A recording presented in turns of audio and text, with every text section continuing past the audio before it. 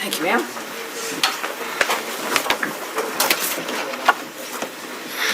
Hi there. Hi, everybody. Thank you for coming. Appreciate you being here. I'll get mad at Fox when they try to come in here late. All right, you guys. Of course, a few comments here as we begin on this Tuesday. The past few days have proven that President Trump means what he says. America can be proud that we have a president who puts America first and is a peacemaker. As he said on his Truth Social, both Israel and Iran wanted to stop the war equally. It was my great honor to destroy all nuclear facilities and capability and then stop the war. Now, an update on the State Department's 24/7 efforts to assist U.S. citizens throughout the Middle East. The department has provided information and support to over 27,000 people seeking guidance regarding the conflict between Israel and Iran. The vast majority of people we are in touch with are seeking information, which we provide regularly. The State Department began assisted departure flights from Israel on June 21st. Flights have departed Israel with hundreds of U.S. citizens and lawful permanent residents and their accompanying immediate family members. We are grateful to our partners in the region and around the world for welcoming American citizens. We also extend our deep appreciation for the government of Qatar's cooperation in the defense of the Udeid Air Base, as well as our deep appreciation for the the Al Udeid Air Base, as well as the deep appreciation for the American men and women in uniform who are there and for the vital role they continue to play for U.S. and regional security. Yesterday, Iran launched several missiles against AUAB. Many of those missiles were successfully intercepted due to the combined efforts of the U.S. and Qatari armed forces. Thankfully, no Americans or Qataris were hurt. In further announcements today, Secretary Rubio has landed along with the President at the NATO summit at The Hague. As the Secretary has noted, under President Trump's decisive leadership, we're driving historic change at NATO. Also this week, the United States will participate in the 55th Organization of American States General Assembly in Antigua and Barbuda, where we will engage with regional partners to advance our shared goals to make for a safer, stronger, and more prosperous hemisphere. Deputy Secretary of State Christopher Landau will lead the U.S. delegation, reinforcing our commitment to supporting Rosa Maria Paya's candidacy to the Inter-American Commission on Human Rights, addressing the crisis in Haiti, and countering the influence of the Chinese Communist Party in the Western Hemisphere.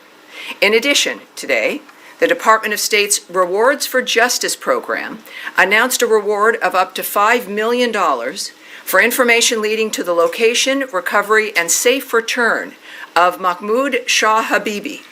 Mr. Habibi was abducted and detained by the Taliban's General Directorate of Intelligence on August 10, 2022. He has not been heard from since that time, and the so-called Taliban government has not yet provided any information about Mr. Habibi's whereabouts or condition. We encourage anyone with information on Mr. Habibi to contact +1 202 702 7843. That is +1 202 702 7843 via Signal, Telegram, or WhatsApp, or go to rewardsforjustice.net. That again is an up to a $5 million reward for Mahmoud Shah Habibi for his safe return. And again, that is rewardsforjustice.net. Sorry, Tammy, he's in America. Excuse me? Is he in America? Excuse me, Matt, please. I'm more of an announcement here. To conclude today, the United States condemns the brutal and cowardly attack on the Mar Elias Greek Orthodox Church and offers its condolences to the victims and their families. We call on the Syrian government to hold all perpetrators of violence accountable and ensure the security of all Syrians, including members of religious and ethnic minorities. As Ambassador Barak has said, the United States continues to support the Syrian government as it fights against forces seeking to create instability and fear in their country and in the broader region. And now I will take your questions. Daphne, please. Thank you. Sure. Just on Israel-Iran, Trump has said that he was unhappy with both sides for reaching the ceasefire deal, but particularly frustrated with Israel. Does the State Department have concerns about whether this truce will hold, and what conversations is Secretary Rubio having today with counterparts about this deal? Yes, as I noted in my announcement, and actually what, of course, we always appreciate about President Trump is you never really have to guess at what he's thinking, which is appreciated. One of the most transparent men we've known. Americans in the world have watched all of this unfold, I think, in a very clear way, and certainly with the leader of the free world, of the world, really, essentially, in Donald Trump, making it clear his opinion. And this is what also, I think, keeps things moving. With any ceasefire dynamic, it's fragile. And in the meantime, of course, things did come together, and there has been quiet in that region. He did make clear his feelings about that, but as I mentioned in the opening, that he said, just a couple of hours ago, both Israel and Iran wanted to stop the war equally. It was my great honor to destroy all nuclear facilities and capability and then stop the war. So obviously, the president has believed from the beginning that diplomacy can stop wars, that it is the thing that we should rely on. He leaned into that, and it's continuing to work. This is a dynamic now that is in play and is, I think, steady, as he has, I believe, also recognized based on his comments. And then on his Yes. comments about China being able to continue to purchase oil from Iran, how did this come together? Was this part of the Israel-Iran ceasefire deal, and what does that look like going forward? Will sanctions that have been imposed be lifted? Will there be waivers? How does that look? Those are all very good questions. Yes, and it's obviously a very fast-moving, we've used the word fluid here many, many times, a very fast-moving environment. The president has signaled what he expects, what he is looking forward to. This is a cabinet and a government that acts to the nature of what he says and what he wants. And in this case, of course, I'm not going to discuss what that process will be, the nature of any of the applications via the various departments in this government. But clearly, we are focused on making sure that that guiding hand of President Trump prevails and moves this government forward. So we will have to wait and see when it comes to what that ends up looking like. All right. Yes, Andrea. Well, just to follow up, Yes. does that mean, just to translate, are we lifting sanctions? Has anything happened to make that possible? I'm not going to get ahead of the president or try to guess at what his strategy will be, but it will be one that will benefit this country, and that, again, he's very clear. I think the difference is, obviously, sometimes you don't hear ahead of time about the trajectory of a president. With President Trump, he speaks honestly with us. So I would suggest to not translate, to not speculate or guess, but to watch, because things happen quickly, and I think we'll find out sooner than later. Yes, ma'am, one more. Quick follow-up on something. You quoted the president as saying, "It was my great honor to destroy all nuclear facilities to stop the war." As far as we know, the bomb damage assessment has not been done. The Joint Chiefs Chairman was talking about how long it might take. Do we have something more conclusive about destroying all of the nuclear facilities? Well, a conclusive comment for me would be coming from the President of the United States. I have great admiration for you, Andrea Mitchell, but I think he might know more than you do at this point, more than I, more than any one of us here.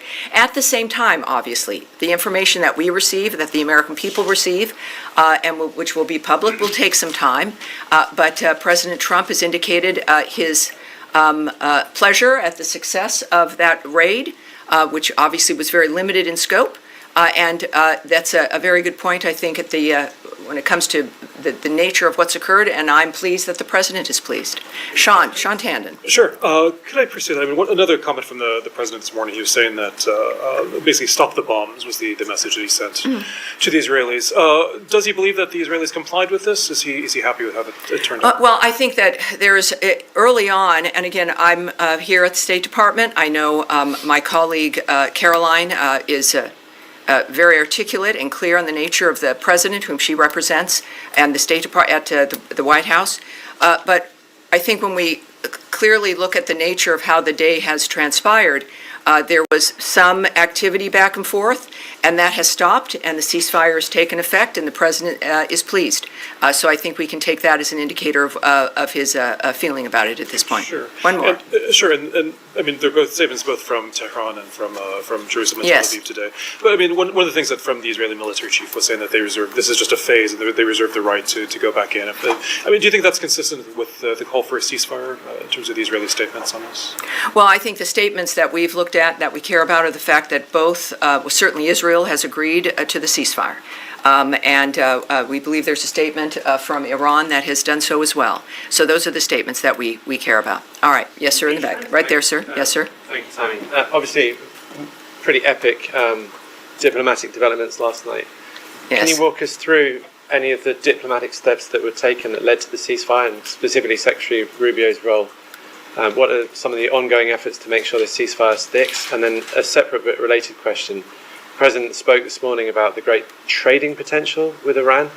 Does this administration envision a broader rapprochement with Tehran that could lead to diplomatic ties being established, even the embassy being reopened?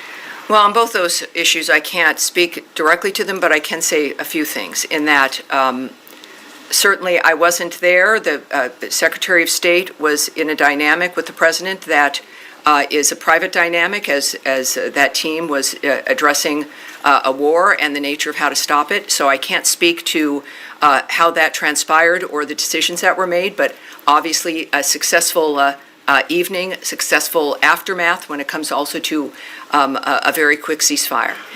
In the meantime, for your other question, which was, remind me again your second question? Well, President Trump this morning spoke a little bit about the potential for trade with Iran. Oh, the trade question. I was asking more about the yes, potential obviously, rapprochement. again, while I can't speak obviously to the choices President Trump will make, what we do all know is that he is a businessman. Americans appreciate that about him, the nature of how he looks at the issue of national security and safety, and he has in the past addressed the issue of relationships with this country, keep other nations secure, that we are a good friend to have, that a friendship with the United States assists and helps facilitate the natural national security of another nation. So I look at that in his approach in certain things, and that's been certainly his attitude about it, and it seems to be a correct one. It's one I agree with. So I think we'll see that if that in fact is the case here, and we'll find out. All right. Yes, ma'am. Thanks, Tammy. Is there any sort of monitoring mechanism for the ceasefire if it continues to hold? Will there be a third party that is making sure that both sides are adhering to the ceasefire? Well, as the State Department, I can't really speak to that. I think that's a DOD question and certainly a White House question. And then how do you view the next steps for nuclear talks potentially resuming in light of the ceasefire? Is there anything on the schedule? Any follow-on conversations between the two sides to try to resume the talks that had been Well, scheduled? I can't speak to a schedule. I'm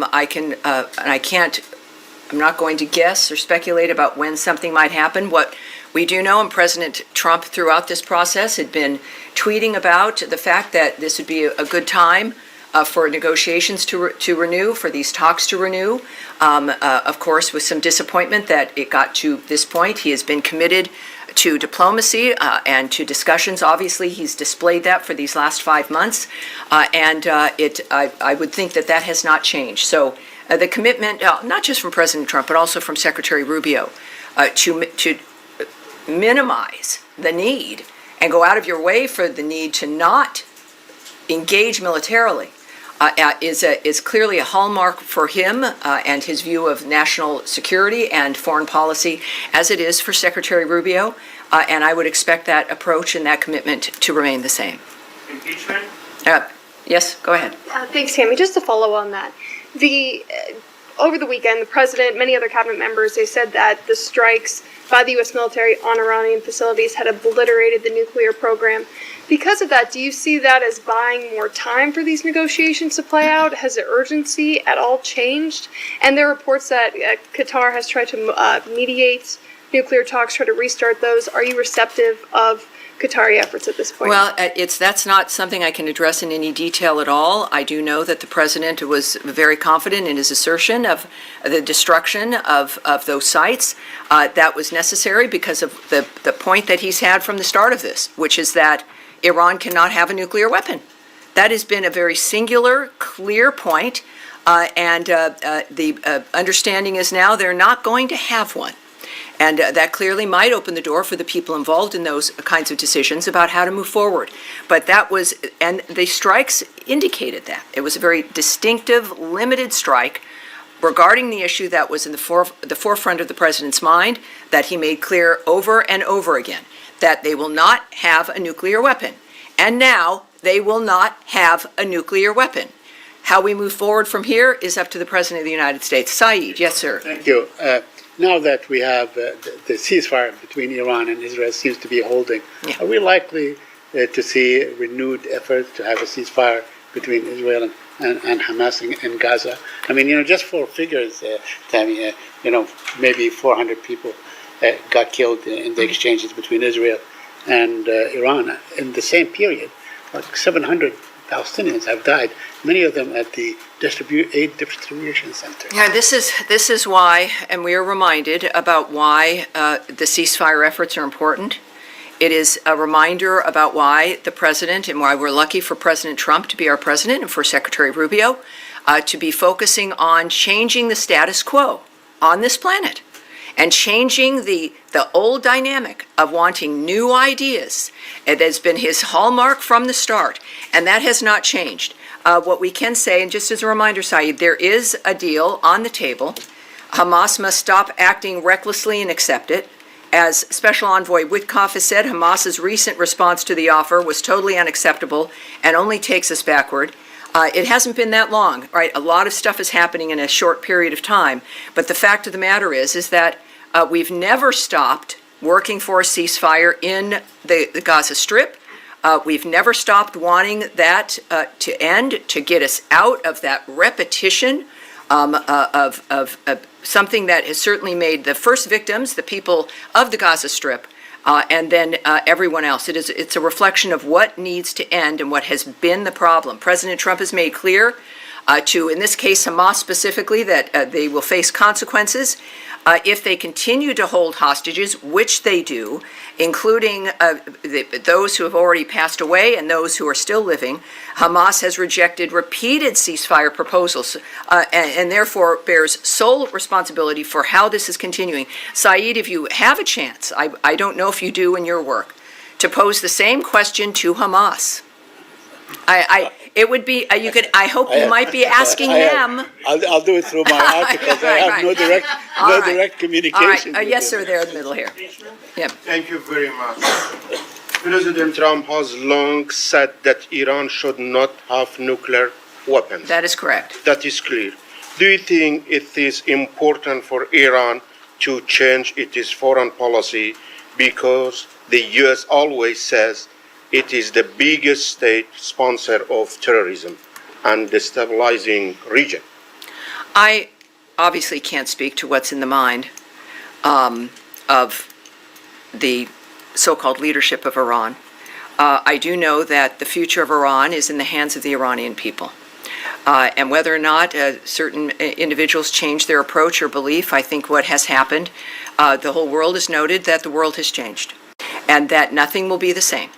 And how that plays out, we are very lucky that we have President Donald Trump, Secretary of State Marco Rubio, and a cabinet that is united in the nature of what we're trying to do for the next 3.5 years. One more. Yes, sir. One more. And please. Kurdistan regional government leadership and strongly welcome President Trump's statement about peace. Do you want to comment on it? Well, no, there's again, things are happening and moving along so quickly. Obviously, everything in that region, in the Middle East, has changed. And we will have to see where those who are leading this charge and this change, again, the American leadership here with Trump, Rubio, and J.D. Vance, of course, just strong leadership across the board. We're very lucky, as we've seen also with Secretary of Defense Pete Hegseth. We are very early in this administration. Think about it. We are in the middle of June. And we've seen the results now of men and women who are focused. So we'll see, for the Kurds and others as well. Yes, sir. Thank you, Tammy. Two questions for you. Number one, especially considering the Secretary is now at NATO. Yes. Does the Secretary feel like European allies had America's back to the extent that they should in this Iranian operation? I'm not talking about militarily, but from a general support standpoint, beyond just platitudes of concern about the Iranian nuclear program, do you feel like you got backing from Europe on this? Well, I'm not going to comment or speculate on the feelings or assessments of our partners in any kind of dynamic. That's between them. It's about the leaders of the world. Right now, what I can tell you is that President Trump and Secretary Rubio are right there in The Hague at NATO for conversations with our partners throughout Europe. And I think that everyone expects that to be very successful. It's going to be a very exciting time. It's a perfect time for those conversations to be had. I'm not going to speculate on the nature of those any conversations or can speculate on the feelings of people either. Second question for you. Yes, sir. In terms of regime change in Iran, the initial message coming out of the administration was, we're not after regime change, we're after the nuclear weapons program. Then the president remarked today, regime change is not a good idea because of the chaos that it would cause. So what is the administration, specifically the State Department's message here to Iranians who are suffering under the oppression of the regime? How do they move forward and does America have their back, considering the president said regime change is not a good idea right now? Well, again, that's in the perspective certainly of the president and what his actions, he feels what actions are important, what our intentions were. It was very clear from the start, from the very beginning, for years, the president has spoken about the problem of Iran and how they can't have a nuclear weapon. This is not a new idea, and it's certainly a globally held idea. But we've said here at the State Department repeatedly in a number of different dynamics that the fates of countries belong in the hands of the people in those countries. That is the overriding general message of the Marco Rubio State Department. It is the kind of thing that when we think about, not just democracy, but the nature of the decision of citizens to decide what kind of leadership they want. That is what our position is for certainly Iran and every other country on this planet. Yes, sir. Yeah.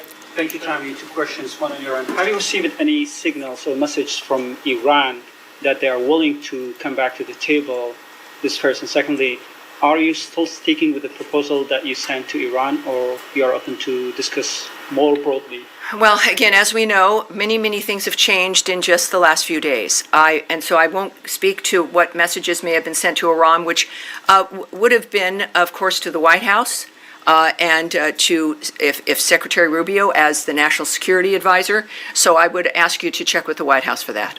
And the next one, yes. Yeah, on your opening remarks, you said that the United States is ready to help the Syrian government to fight against forces seeking to create instability. Would you elaborate that? What kind of support are you willing to offer to the Syrian interim government? Are you willing to help them or provide them military support? Well, I think already we know, of course, of the assignment as a special envoy of Ambassador Tom Barrack has been a very clear indicator of our commitment to helping Syria be able to be a functional and steady and stable government. He, of course, is the ambassador to Turkey, and our commitment through his work is about getting the structure, the stability of the government as functional. We also, of course, as you know, have lifted many of the sanctions to make it possible for other nations in that region to assist the new government also in becoming stronger and able to, in that region especially, deal with terrorist groups, especially deal with ISIS, and that is our commitment. So it is, I think, manifesting now very clearly, and Ambassador Barrack is there as our envoy in that regard, and it's a very exciting time with a lot of potential. Yes, sir. Yeah, yes, sir. In the gray suit there. Yes, sir. Thank you, Tammy. You've been in the negotiations process with the Iranians for almost the last 2 months at the State Department. And the Iranian foreign minister just last Friday, he said that they suspect that the negotiations with the U.S. Used as a cover for the Israeli attack. And a day after that came the U.S. raid on Iranian nuclear establishment there and the buildings. Are you able to restore the trust between you and Iran?